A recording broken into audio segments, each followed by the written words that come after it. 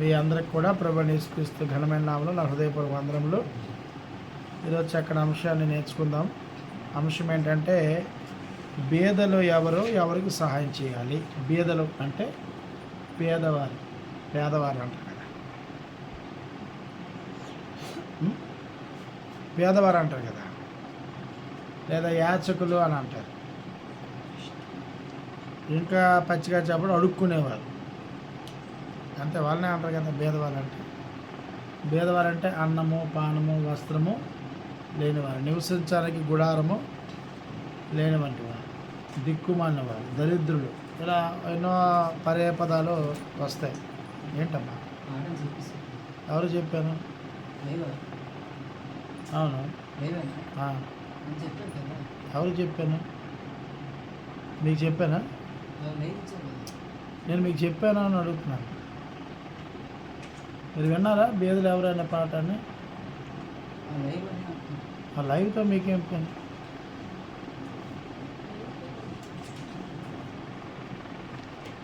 మీకు అర్థమైందా? బీదలు అంటే వాస్తవానికి బీదలు ఎవరు అనే విషయము చాలామందికి అర్థం కాదు. బీదలు అనేసరికి సహజంగా ఏమనుకుంటాం? అన్నపాన వస్త్రం లేనివారని, గృహం లేనివారని, కఠిన దరిద్రులని. మరి ఈ సమాజం ఎక్కడ ఉంటుందని మనం ఆలోచన చేస్తే ఎక్కువగా రైల్వే స్టేషన్లలో, అలాగే బస్ స్టాండ్లలో, అలాగే ఇంకా చెప్పండి ఎక్కడ ఉంటారు? ఫుట్పాత్ అంటే అదే కదా, రైల్వే స్టేషనే కదా ఫుట్పాత్. ఇంకా కాంప్లెక్స్లో ఉంటుంది. ఇంకెక్కడ ఉంటారు? ఊరు చెవులు ఎందుకు ఉంటారు? గుడుల దగ్గర ఉంటారు. వాళ్ళు ఎక్కడ ఉంటారు కూడా తెలుసు మీకు, మర్చిపోతా ఉన్నా. అవునా కదా? అంటే ఇప్పుడు ఈ బీదలు అనేసరికి మన వాళ్ళంతా ఆలోచన అదే కదా. సో ఇక్కడ మనం ఆలోచన చేస్తే, ఎవరైనా సెల్ ఫోన్ ఇవ్వరా నాకు? ఆండ్రాయిడ్ సెల్ ఫోన్ కాదు, యాప్, బైబిల్ యాప్ అని నేను తీసుకోవడం నాకు ఈజీగా ఉంటుంది, త్వరగా ప్రసంగం అవడానికి అవకాశం. మంచిది ఇవ్వండి, కంగారు. యెషయా గ్రంథము 55:8 మనం చూస్తే, యెషయా గ్రంథము 55:8 మనం చూస్తే, థ్యాంక్ యూ. యెషయా గ్రంథము 55:8 చూస్తే, చదవండి ఆయన. యెషయా గ్రంథము 55:8. నా తలంపులు మీ తలంపులు వంటివి కావు అన్నాడు. మీ త్రోవలు నా త్రోవలు వంటివి కావు, ఇదే యెహోవా వాక్కు. ఇప్పుడు బీదలు అనేసరికి ప్రతి ఒక్కరు ఆలోచన ఏంటంటే ఇదే కదా. దిక్కుమాలిన వారు, దరిద్రులు, అన్నపాన వస్త్రం లేనివారు, వీళ్ళంతా రైల్వే స్టేషన్లో, ఫుట్పాత్లో ఉంటారు, లేకపోతే బస్ స్టాండ్లో ఉంటారు, లేకపోతే గుడుల దగ్గర, గోపురం దగ్గర ఉంటారు, చర్చిల దగ్గర ఆదివారం మీద కనబడుతూ ఉంటారు, మసీదుల దగ్గర శుక్రవారం కనబడుతూ ఉంటారు. కాబట్టి బీదల్ని కనికరించేవాడు, యెహోవాకు అప్పించేవాడు, అలాగే బీదలను కటాక్షించేవాడు ధన్యుడు. కొన్ని వచనాలు ఉంటాయి. ఈ వచనాలు బేస్ చేసుకొని దేవుడు చెప్పాడు కాబట్టి బీదలకు మనం మేలు చేయాలని అనుకుంటున్నారు. కానీ సో దేవుడు ఇక్కడ ఏమంటున్నాడంటే, ఇక్కడ మనం చూస్తే బీదలు అనేసరికి మీకు వచ్చిన తలంపు వేరు, దేవుడు తలంపు వేరు. ఆయన ఏ బీదల గురించి మాట్లాడుతున్నాడో ఆ విషయం చాలామందికి అర్థం కాక బీదలు అనేసరికి వీళ్ళు అనుకుంటున్నారు. అది మనం కొంచెం చూస్తే, మనం సామెతల గ్రంథం 19:17 చూస్తే అపార్థం చేసుకోవడానికి కొన్ని వచనాలు మనం చూద్దాము. సామెతల గ్రంథము 19:17 మనం చూస్తే, బీదలను కనికరించువాడు యెహోవాకు అప్పించువాడు, వాని ఉపకారమునకు ఆయన ప్రత్యుత్కారము చేయును అన్నాడు. సో బీదలు అనేసరికి అదిగో మనం బీదలకు కానీ అప్పిస్తే మన దేవుడికి అప్పించినట్టు, కాబట్టి తిరిగి మనకు ఉపకారం చేస్తాడు అని. చాలామంది ఏం చేస్తారు, బీదలు కనపడగానే దేవుడు చెప్పాడు కాబట్టి ఇదిగో నేను ఇప్పుడు ఇదిగో 100 రూపాయలు ఇస్తే మరొక నాకు దేవుడు 1000 రూపాయలు ఇస్తాడు. 100కు 100 ఆశించాడు ఎవడు కూడా, క్రైస్తవుడు. మీరు అలాగా ఫిక్స్ అవ్వకండి. క్రైస్తవుల ఆలోచన ఏంటంటే, బీదోడు 100 రూపాయలు దానం చేస్తే రేపు నాకు 1000 రూపాయలు ఇస్తాడు. ఆ బీదోడు ప్రేమతో ఇవ్వడం, అవునా కాదా? దేవుడు నాకు ఇస్తాడని బేదలకు ఇస్తాడు తప్ప ఎవడికి బేదల మీద ప్రేమ లేదు, అంత ఉత్తిదే. అంటే సోషల్ మీడియాలో ఫోటో తీసి పెట్టుకోవడం లైక్ల కోసం, కామెంట్ల కోసం, షేర్ల కోసం పెట్టుకుంటాడు. లేదంటే దేవుడు నాకు తిరిగి ప్రత్యుత్కారం చేస్తాడు, నాకు ఇవ్వకపోయి నా కుటుంబాన్ని చల్లగా చూస్తాడనే ఉద్దేశంతో దాన ధర్మాలు చేస్తారు తప్ప ఎవడు కూడా బేదలు అంటే ప్రేమ లేదు, ఇంకేం లేదు, అంత ఉత్తి మాటలేదు. ఇంకా మనం కీర్తన గ్రంథం 41 వచ్చిన 41 చూస్తే, కీర్తన గ్రంథం 41 41 చూస్తే, బేదలను కటాక్షించి వాడు ధన్యుడు, ఆపత్కాలమందు యెహోవా వారిని తప్పించును అన్నాడు. అంటే ఇక్కడ ఏంటి, నువ్వు ఎవరికైనా బేదల్ని కటాక్షిస్తే నువ్వు ధన్యుడు అవుతావు దేవుని దృష్టిలో. నీకు ఆపద వచ్చినప్పుడు దేవుడు నీకు తప్పిస్తాను అన్నాడు, అప్పిస్తాను అన్నాడమ్మా. తప్పించును అన్నాడు, అప్పిస్తున్నాను అనలేదు. ఇలాంటి వచనాలు బేస్ చేసుకొని అయ్యో బేదలకు ఇప్పుడు ఇచ్చేయాలా, రేపొద్దున నాకు ఏదైనా సమస్య వస్తే ఆయన పరిష్కరిస్తాడు అనే ఉద్దేశం మీద దాన ధర్మాలు చేస్తున్నారు తప్ప నిజానికి బేదల మీద ఎవరికి కూడాను ప్రేమ లేదు అనే సంగతి మీరు గమనించాలి. సామెత గ్రంథము 14:21 సామెత గ్రంథము 14:21 మనం చూస్తే, 14:21 తనకు పొరుగు వారిని తిరస్కరించేవాడు పాపం చేయవాడు, బేదలను కటాక్షించేవాడు ధన్యుడు అంటాడు. అలాగే సామెత 22:9 మనం చూస్తే, సామెతలు 22:9 దయాదృష్టి గలవాడు తన ఆహారంలో కొంత దరిద్రునికి ఇచ్చును, అతివాడు దీవులు నొందును అన్నాడు. అర్థమైందా? అలాగే మనం కీర్తన గ్రంథం 82వ అధ్యాయం మనం చూస్తే, కీర్తన గ్రంథము 82వ అధ్యాయము 3-4 వచ్చినాడు. పేదలకును తల్లిదండ్రులు లేని వారికి న్యాయము తీర్చుడి, శ్రమగల వారికి దీనులకు న్యాయము తీర్చుడి, దరిద్రులను నిరుపేదలను విడిపించుడి, భక్తిల చేతుల నుండి వారిని తప్పించుడి. అయితే ఇవి ఈ మాటలు బేస్ చేసుకొని బేదలు అనేసరికి వీళ్ళు అనుకుంటున్నారు. ఇది ఎవరి అభిప్రాయం? ఇది ఈ వచనాల ఆధారంగా మానవుల యొక్క అభిప్రాయం అని మరొక. నిజానికి దేవుడి అభిప్రాయం అది కాదు. మానవ ఆలోచనకి దేవుడి ఆలోచనకి సంబంధమే లేదు. అందుకని అన్నాడు కదా, అవి మీ ఆలోచన అదేమన్నాడు, నా తలంపులు మీ కావు, మీ త్రోవలు నా త్రోవలకు సంబంధం అసలు లేదు అన్నాడు. అలాగే మన సామెత గ్రంథము 28వ అధ్యాయం 27 చూస్తే, సామెత గ్రంథము 28వ అధ్యాయము 27 మనం చూస్తే ఇక్కడ కూడా మాట కనబడుతుంది. బేదనకి ఇచ్చే వాళ్ళు ఏమి కలుగదు, కన్నులు మూసుకుని వారికి బహు శాపములు కలుగును అని. కాబట్టి ఇప్పుడు చేస్తున్నటువంటి ఈ దమాయించి ఈ రోజు లోకలు ఏమైపోతుందంటే ట్రస్టులు పెట్టేశారు.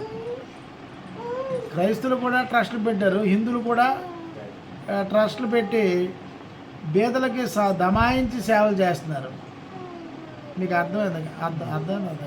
దమాయించి ట్రస్టులు పెట్టి, ఇదిగో మేము మా ట్రస్ట్ ద్వారా వీరికి ఎంతంత సాయం చేస్తున్నాము, ఇది చేస్తే మాకు పుణ్యం వస్తుంది, ఇది చేస్తే మాకు పురుషోత్తం వస్తుంది, ఇలా చేస్తే మా పిల్లలు బాగా వర్ధిల్లుతారు, మా దేవుడు చల్లగా చూస్తాడు. వాస్తవానికి బేదల మీద వీడికి ఎవరికి కూడాను ప్రేమ లేదు. ఈ ప్రేమ లేదని మళ్ళీ ఎవరు చెప్పారు? తండ్రి అని దేవుడు చెప్పాడు. ఎక్కడ చెప్పాడు? 1 కొరింథీయులకు రాసిన పత్రిక 13వ అధ్యాయం 3వ చూస్తే మనం 1 కొరింథీయులకు రాసిన పత్రిక 13:3 13:3 మనం చూస్తే, బేదల పోషణ కొరకు నా ఆస్తి అంతయు ఇచ్చినను, కాల్చబడక నా శరీరం అప్పగించను, ప్రేమ లేని వాడినైతే నాకు ప్రయోజనం ఏమీ లేదు. ఎవడు కూడా బేదల మీద ప్రేమతో చేయడు. కేవలం దేవుని వాక్యం మనకు చెప్పింది కదా. కాబట్టి దేవుడి వాక్యం ఏం చెప్పిందంటే, ఇదిగో నాకు ఏమి నేను ఇస్తే నాకు డబుల్ ఇస్తాడు, నేను ఇస్తే నేను దేవునికి అప్పించిన వాడిని అవుతాను అని ఈ బేస్మెంట్ అంటే బేదలు ఎవరు, నిజమైన సహాయం ఎవరికి చేయాలనే కాన్సెప్ట్ తెలియకపోవడం వల్ల మనుషులు లేఖనాలు తీసుకుని అపార్థం చేసుకుంటూ ఉన్నారు. అయితే బేదలను ఇవ్వకూడదా అనేది ఆలోచన కాదు. అయితే బేదలకు ఇవ్వమని గ్రంథం చెప్పింది, కానీ దేవుడు చెప్తున్న బేదలు ఎవరన్న సంగతి మనం ఆలోచించాలి. కాబట్టి మానవ ఆలోచనకి దేవుని ఆలోచనకి వ్యత్యాసం ఉంటుంది. దేవుడు ఆలోచనలు ఎలాంటివంటే నీతి కలిగినవి, మానవ ఆలోచనలు ఎలాంటివి మురికి గుడ్డ వంటివి. అవునా కదా? కాబట్టి అలాగే మనము రోమిలికి రాసిన పత్రిక క్షమించండి నేను ఆ మాట కాదు. 1 యోహాను రాసిన పత్రిక 5:3 1 యోహాను రాసిన పత్రిక 5:3 అసలు నిజమైన భేదవారు ఎవరనేది మనం చూద్దాము కొంచెం. 1 యోహాను రాసిన పత్రిక 5:3 మనం ఆయన ఆజ్ఞలు గైకొనటయే దేవుని ప్రేమించుట, ఆయన ఆజ్ఞలు భారమైనవి కావు అన్నాడు. అంటే ప్రేమ అనగా ఏంటి? దేవుని ఆజ్ఞను పాటించడం ప్రేమ అన్నాడు. అవునా కదా? ప్రేమ అంటే ఏమన్నాడంటే దేవుని ఆజ్ఞను పాటించడమే ప్రేమ. అంటే క్రొత్త నిబంధన ద్వారా మనకి ఇవ్వబడిన సహాయం ఏంటి అంటే ఆజ్ఞే. క్రొత్త నిబంధన ద్వారా దేవుడు మనకి ఏమి ఇచ్చాడంటే అపోస్తలుల ద్వారా ఆజ్ఞలు ఇచ్చాడు. ఆజ్ఞలు మనం ఏం చేయమన్నాడు? ప్రేమించమన్నాడు. అంటే మనుషులు ఏం చేస్తున్నారు? కొన్ని వచనాలు వారికి స్వలాభం కొరకు తీసుకొని వాటి ప్రకారం చేస్తే ఇదిగో దేవుడు చెప్పాడు కాబట్టి నేను ఇది అడుగుజాల్లో వెళ్ళిపోతాను అన్నాడు.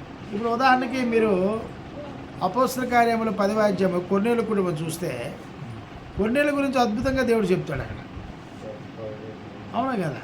కానీ అదే దేవదూత 3:30 వచ్చి ఏం చెప్పిందంటే దానివల్ల నీకు రక్షణ రాలేదురా బాబు, దానివల్ల నీకు పుణ్యం రాలేదు, పురుషత్వం రాలేదు, కానీ ఇవన్నీ దేవుని సముఖానికి చేరాయి అన్నాడు.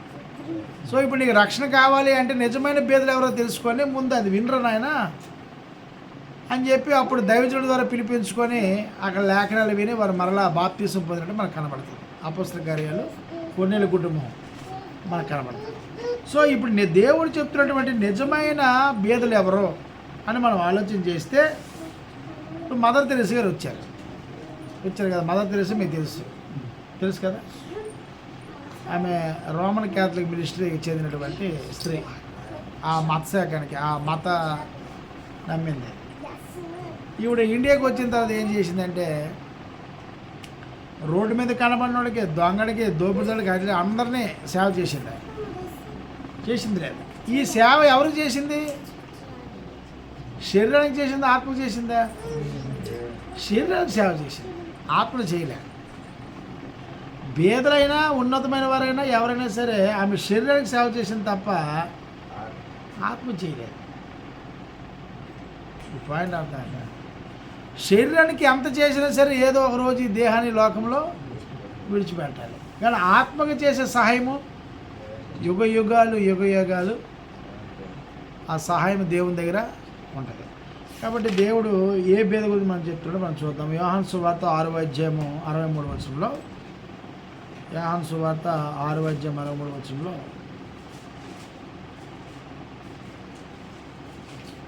యోహాను సువార్త 6:63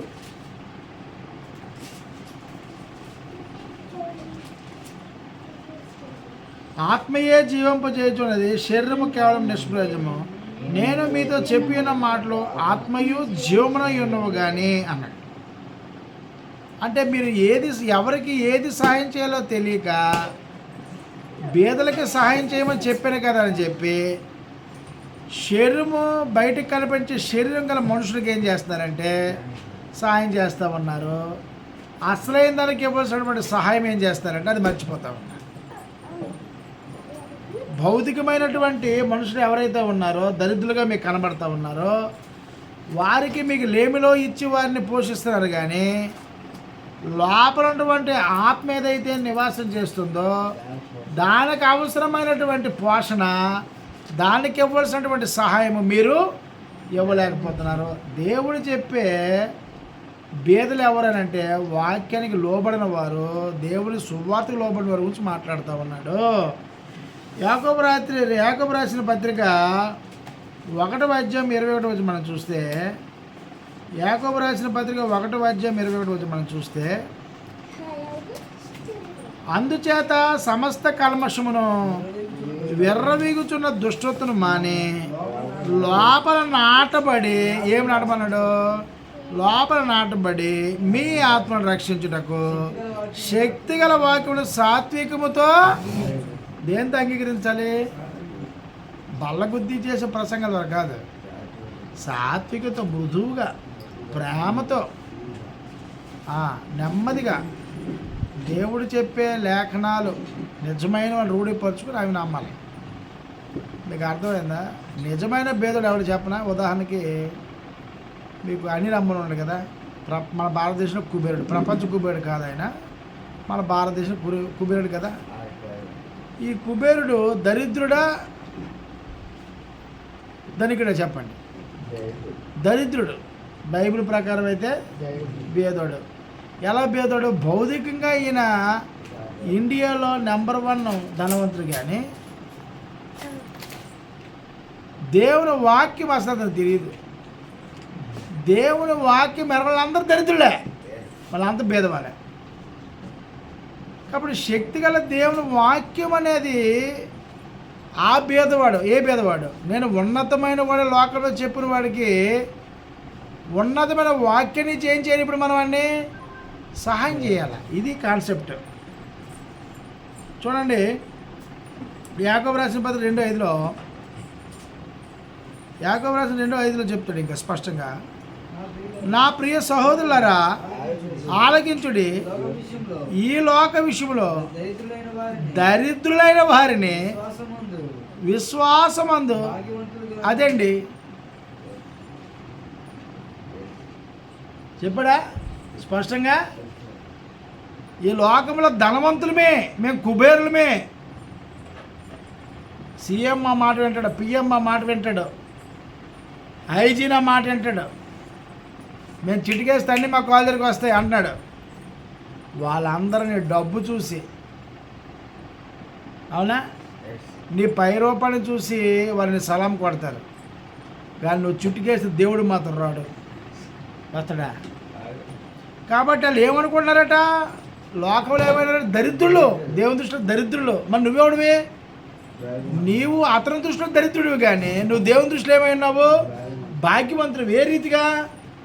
దేవుడి వాక్యము నీకు తెలుసు, దేవుని సంకల్పం తెలుసు, దేవుడి ప్లాన్ తెలుసు, దేవుని చిత్తం తెలుసు, తండ్రి అయిన దేవుడు ఎవరో తెలుసు, తన యేసుక్రీస్తు ఎవరో మీకు తెలుసు, పరిశుద్ధాత్మ ఎవరో తెలుసు, శత్రుని ఎలా జయించాలో తెలుసు, దేవుడు నీతి రాజ్యం మీకు తెలుసు, దేవుడి లక్షణాలు తెలుసు. తెలీదా? నువ్వు ఇప్పుడు ఏమై ఉన్నావు? భాగ్యవంతుడై ఉన్నావు. వాడేమైనాడు? దరిద్రుడై ఉన్నాడు. కాబట్టి ఏమన్నాడు? నా ప్రియ సహోదరులారా ఆలకించుడి, ఈ లోక విషయంలో దరిద్రులైన వారిని విశ్వాసమందు, వాక్యం అనే ఇస్తానికి విశ్వాసం వస్తుంది. భాగ్యవంతులుగాను తనను ప్రేమించే వారికి తను వాగ్దానం చేసే రాజ్యమునికి వారసులుగాను ఉండుటకు దేవుడు ఏర్పరచుకోలేదా? అయితే మీరు దరిద్రులను అవమానపరచుదురు, ధనవంతులు మీ మీద కఠినంగా అధికారం చూపెదురు, మేము న్యాయవిషయంలో ఈచుచున్నారు, వీరే కదా. ఈ అధికారులు ధనవంతులు ఏం చేస్తారు?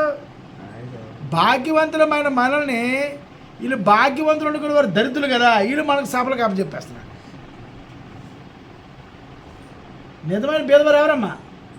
నాకు అన్నీ ఉన్నాయని చెప్పుకున్నోడికి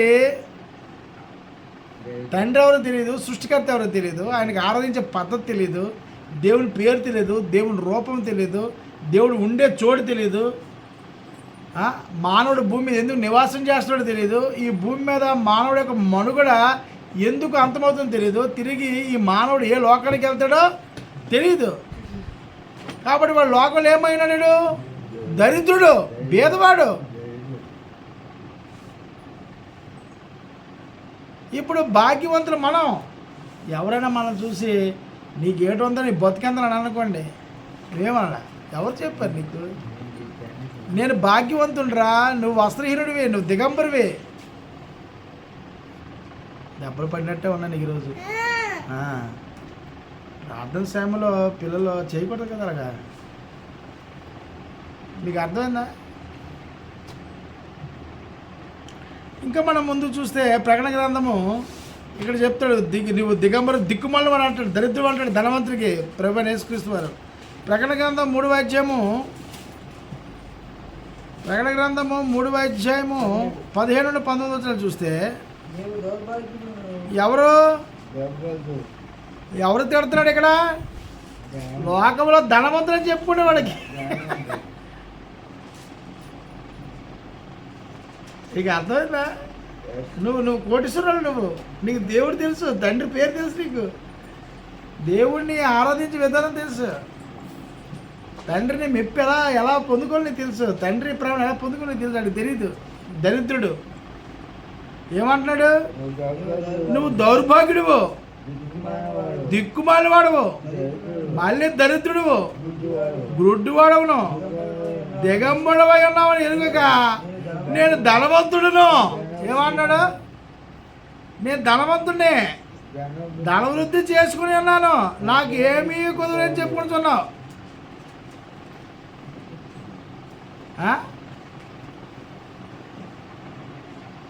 అయ్యా బేదలు అంటే ఎవరు అనుకుంటున్నారు మీ దృష్టిలో? రోడ్డు మీద కనబడే వాళ్ళు కాదు. ఎవరు? వాక్యం ఎరగనివాడు, దేవుణ్ణి ఎరగనివాడు, దేవుని రూపం ఎరగనివాడు, దేవుని సంకల్పము, దేవుని చిత్తము, యేసుక్రీస్తు యొక్క జనన మరణ పునరుద్ధరణ ఎరగని ప్రతి ఒక్కటి దరిద్రుడే. ఇందులో క్రైస్తవ సమాజం కూడా, ఈ క్రిస్తవులు కూడా ఉన్నారు చాలామంది. లేరా మత్స్యకాలు? వీడికి దేవుడి పేరు తెలియదు, దేవుడి రూపం తెలియదు. అది తెలుసా? తెలియకపోలే. వీళ్ళందరూ ఎవరు? దౌర్భాగ్యులు, దిక్కుమాలిన వాళ్ళు, దిగంబరులు అన్నాడు. వస్త్రహీనుడు అన్నాడు. దిగంబరు అంటే ఏంటి? వస్త్రహీనుడు. కానీ ఇదేమనుకున్నాడు? ఇదిగో నేను కోటేశానండి, నేను బిషప్నండి, నేను రెవరెండ్ అండి, నేను దేవుని కుమారుడు అని చెప్పుకోడు. ఏంటమ్మా? నేను దేవుని కుమారుడు అండి, లేకపోతే నేను బైబిల్ టీచర్ని అండి, నేను బోధకుడిని అండి, నేను ఒక సువార్థికుడిని అండి, నేను ప్రేచర్ని అండి అని చెప్పుకుంటాడా? అబ్బా, ఇవి చెప్తే లోకంలో ఎవడు మర్యాద ఇస్తాడు? ఈయనేం చెప్పుకుంటాడు? నేను బిషప్నండి, నేను రెవరెండ్ అండి, నేను డాక్టర్నండి, నేను యాజకుడినండి, నేను దైవజనుడండి. అలా చెప్పుకుంటే లోకం ఏమొస్తుంది? యేసుప్రభు ఎక్కడ అలా చెప్పుకున్నాడా? ఏం చెప్పాడు? నేను దేవుని కుమారుణ్ణి. ఏడన్నాడయ్యా? దేవుడే భూమి మీదకి వస్తే ఏం చెప్పుకుంటున్నాడు? దేవత కలిగిన వాడు భూమి మీదకి వచ్చి నేను దేవుని కుమారుణ్ణి, నా తండ్రి పని చేయడానికి వచ్చాను అది చెప్పలేదా? నేను బిషప్, నేను రెవరెండ్ అన్నాడా? ఎందుకు అనలేదా మాట? ఎందుకు అనలేదు? ఈయన ధనవంతుడే యేసుప్రభు, కానీ లోకల్ ఎలా బతికాడు? దరిద్రుడిగా బతుకున్నప్పుడు ధనవంతుడు కూడా విరగుతున్న వారిని ఏమనుకున్నారు? ఈ దరిద్రుడు మాకేం చెప్తాడు అనుకుంటున్నా. ఈ వడ్రంగ కుమారుడు మాకేం చెప్తాడు అని ఆపాసం చేశారు కదా. చెల్లుదా? తప్పుగా మాట్లాడేదానికి ఆయన ఏమన్నాడు? దేవుళ్ళు నేను భాగ్యవంతుడిని. అప్పుడు తండ్రి ఏమన్నాడు? ఈయన నా ప్రియకుమారుడు, ఈయన యందు నేను ఆనందించుతున్నాను. దేవుని వాక్యం ఎరిగినవాడు, దేవుని సంకల్పం ఎరిగినవాడు, దేవుని చిత్తం ఎరిగినవాడు, దేవుని ఆరాధన విధానం తెలిసినవాడు, దైవ జ్ఞానాన్ని అపస్తుల బోధన పరిపూర్ణంగా తెలిసినవాడు ఎవరో? ధనవంతుడు, భాగ్యవంతుడండి. కాబట్టి సహాయం ఎవరికి చేయాలి మనం ఇప్పుడు? ధనవంతులం అని చెప్పుకొని మాకు దేవుడు తెలుసుకునే వారికి మన మీద ఇప్పుడు ఏం చేయాలా? భాగ్యవంతుడిగా చేయాలా?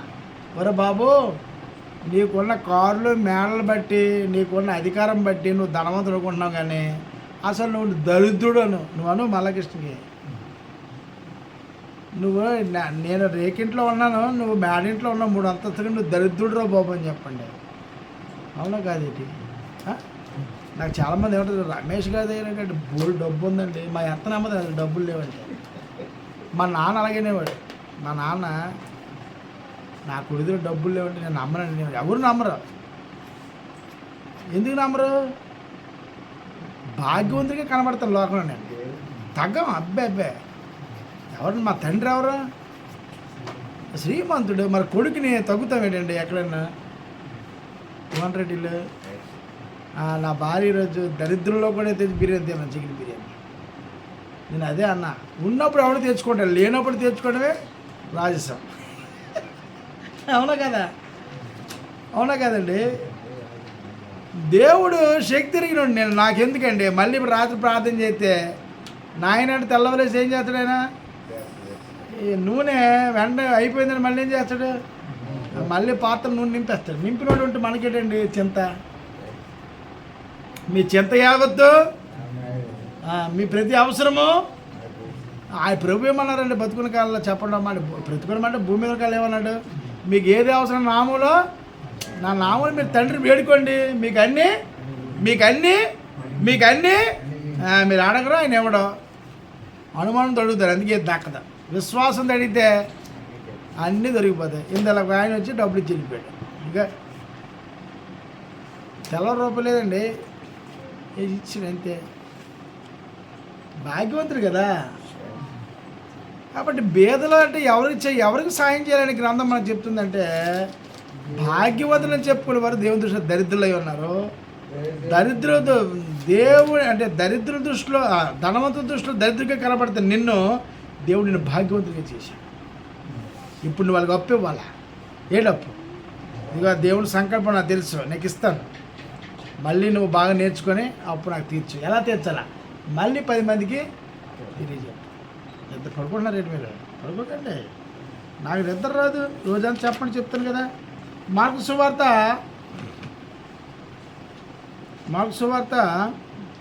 1వ అధ్యాయము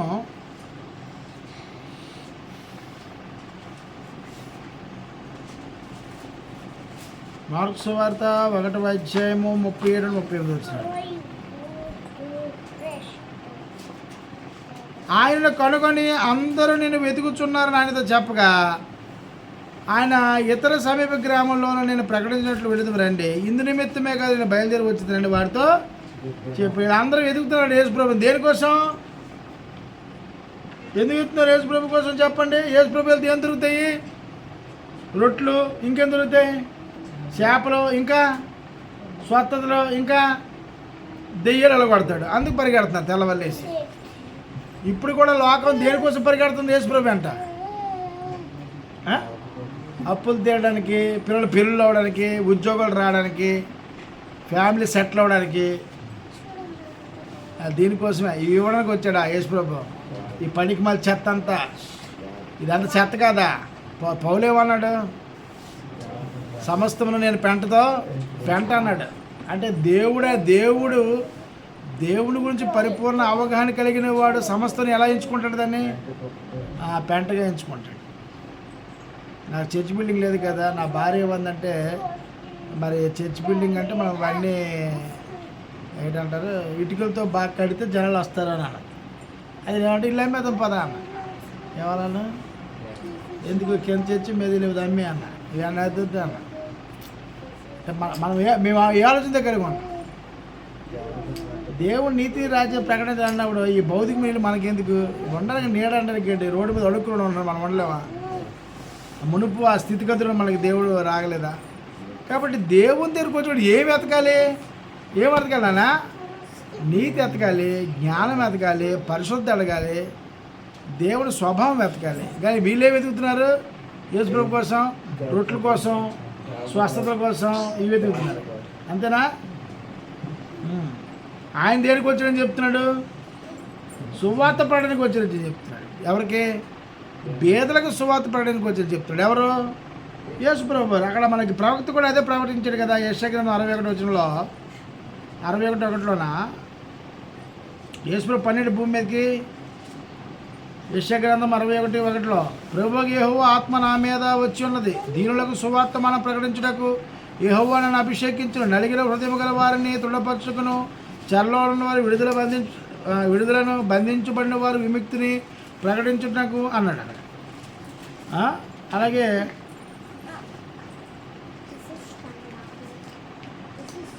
లోకాసు సువార్త 4:18లో ఇదే వచ్చి మళ్ళీ అక్కడ కనబడుతుంది మనకి. లోకాసు సువార్త 4:18లో నేను వచ్చిన చదివేశాను కదా, మీరు వచ్చిన తీయండి. ఇది యోహాను సువార్త 4:18లో ప్రభు ఆత్మ నా మీద ఉన్నది, బీదలకు సువార్త ప్రకటించడగా ఆయన నన్ను అభిషేకించను. ఎవరికి ప్రకటించడానికి వచ్చాడు సువార్త? బీదలు అంటే మనం అనుకునే బీదలు కాదు దేవుని దృష్టిలో. ఏ బీదలు? దేవుడిని ఎరగనివాడు బీదవాడు, దేవుని సంకల్పం ఎరగని బీదవాడు, దేవుని చిత్తం ఎరగనివాడు బీదవాడు, క్రీస్తు యొక్క జనన మరణ పునరుద్ధరణ తెలియనివాడు బీదవాడు, దేవుణ్ణి ఆరాధించే విధానం తెలియనివాడు బీదవాడు, పరిశుద్ధాత్మ అవగాహన లేనివాడు బీదవాడు, దేవుడు అనధకాల సంకల్పం కట్టిన సంఘం కూడా తెలియనివాడు. వీళ్ళందరూ బేదోలే. ఇంకా లోకల్ ఏమనుకుంటున్నారు, మాకు అంతా తెలుసు, మాకు అంతా తెలుసు. ఏమీ తెలియదు నీకు తెలిస్తే ఒకే బోధ, ఒకే విశ్వాసం, ఒకే సావాసం, అంతేనా? బీదలు అనుకుంటే మనం రోడ్డు మీద ఉన్న బీదలు కాదండి. రైల్వే స్టేషన్లోనో, గుడుల్లోనో, గోపురాల దగ్గర, బస్టాల దగ్గర బీదల గురించి గ్రంథం మాట్లాడలేదు. బీదలు అంటే స్పష్టంగా మాట్లాడాడు ఇక్కడ. ఆయన చెప్తున్నాడు, సువార్తపై ఆయన నన్ను అభిషేకించను, చెరలో ఉన్న వారికి విడుదలను, గుడ్డి వారికి చూపును, ప్రకటించడం నలిగిన వారికి విడిపించుకుని అన్నాడు. వాళ్ళు బీదలు. మనం ఎరిగాం కదా, మనం ఇప్పుడు ఎవరిని భాగ్యవంతులం. కాబట్టి దయతో మీరు గమనించాలి. ఈరోజు చాలామంది నిజమైన బీదలు ఎవరో తెలియక ట్రస్టులు పెట్టేసి విరాళాలన్నీ స్వీకరించి ఇదిగో బీదలకు ఇవ్వాలని, బీదల మీద ప్రేమతో చేయట్లేదండి. కేవలం దేవుడు మళ్ళీ వీళ్ళకి ఇస్తే మనకు సమృద్ధిగా ఇస్తాడు అని ఆలోచనతో చేస్తున్నారు తప్ప ప్రేమతో ఎవడు చేయట్లేదు. అంత అబద్ధం, అవునా కదా? నిజంగా ప్రేమతో చేసేవాడు నీకు ఫోటో ఎందుకు, సంస్థకి పంపడం ఎందుకు? అంతేనా? ప్రేమ లేకుండా చేస్తున్నారు, ఇవన్నీ ఆశలు చేస్తున్నారు. దేవుడు, తండ్రి అనే దేవుడు ప్రేమతో చేస్తాడు. ఏంటి అంటే మనల్ని భాగ్యవంతులుగా చేశాడు. మన దరిద్రులుగా ఉన్న మనం దేవుని వాక్యం నుంచి మన భాగ్యవంతులుగా చేశాడు. కాబట్టి ఇప్పుడు మీరేం చేయాలా?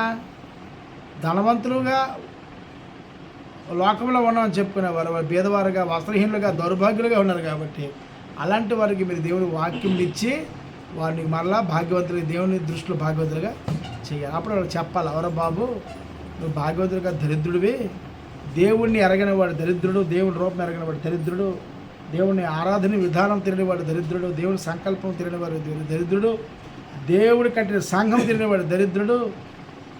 అసలు నీ యొక్క జన్మరహస్యం తెలియకపోవడం అనేది ఒక నీ దరిద్రుడు. నీ జన్మరహస్యం ముందు తెలుసుకో, దేవుని సంకల్పం తెలుసుకో, అప్పుడు నువ్వు భాగ్యవంతులు అవుతావు. నువ్వు అనుకుంటున్నట్టు భూమి మీద ఉన్నటువంటి బీదలు కాదు, ఆ బీదలు కూడా దేవుడు మాట్లాడలేదు. దేవుడు ఆలోచన వేరు, దేవుడు ఆలోచనలో ఉన్న బీదలు వేరు, నీ మనసులో ఉన్న ఆలోచనలు వేరు అనే విషయం వాళ్ళు తెలియజెప్పి వాళ్ళు రక్షించి దేవుని దృష్టిలో భాగవతులుగా చేసిన బాధ్యత మనందరి మీద. దాన్ని మీరు గమనించి సత్యత ప్రకటించాలి, ఐక్యత కలిగి ఉంటాం. ఈ వీడియో చూస్తున్న మిత్రులందరికీ నా వందనములు. లైక్ చేయండి, వీడియో నచ్చితే లైక్ చేయండి, షేర్ చేయండి, కామెంట్ చేయండి. అలాగే మీ అభిప్రాయాల్ని మాకు తెలియజెప్పండి. దయతో ఈ వీడియోని వీక్షిస్తున్న సోదరి సోదరులందరూ కూడాను బైబిల్ చూడకండి, ప్రసంగాలు వినకండి. మీ అందరికీ నా హృదయపూర్వక అందరికీ వందనాలు.